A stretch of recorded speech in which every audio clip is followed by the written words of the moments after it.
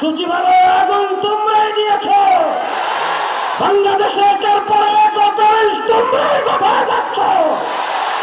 আজকে যে মোদির কোলে বসেছ, মোদি গত 16 তারিখে বলছেন এটা হিন্দুস্তানের বিজয়। রক্ত দিলাম আমরা, তোমার বিজয় কিভাবে হয়? কিন্তু মিস্টার মোদি সাহেব আজকে বলতে চাই, এতদিন বলি নাই। পশ্চিম পাকিস্তানিরা আমাদের দেশে যুদ্ধ করতে আসছিল খালি হাতে না? তাদের সঙ্গে ভারী অস্ত্র শস্ত্র ছিল, তাদের সঙ্গে দামি দামি অস্ত্র শস্ত্র ছিল কিনা, তাদের সাথে কোনো মাল সম্পদ ছিল কিনা? তারা যখন যুদ্ধে পরাজয় বরণ করেছে, খালি হাতে দেশ থেকে বিদায় হয়েছে, তাদের যত অর্থ সম্পদ ছিল, তাদের যত ভারী অস্ত্র ছিল, আমাদের গরিবদের মাল ছিল, তোমরা সব লুণ্ঠন করে নিয়ে গেছো। আমাদের মুখ শোনায় না।